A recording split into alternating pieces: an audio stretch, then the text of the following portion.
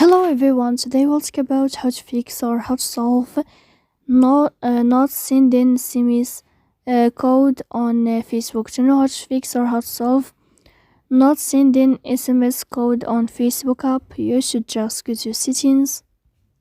After that, you can click on apps, default apps, app settings. Here in this list, you'll enter to the window or to the app of Facebook, and you can click here. Then this page of app info, you will enter to first stop, and you can click OK. Here we'll enter to storage. Then you can click clear cache. Don't click clear data because that can cause the errors in your app. In the end, you can turn off your Wi-Fi and you can wait a moment to turn on your Wi-Fi again. So please don't forget to support us by like and subscribe. See you next time in another video, and thank you for watching.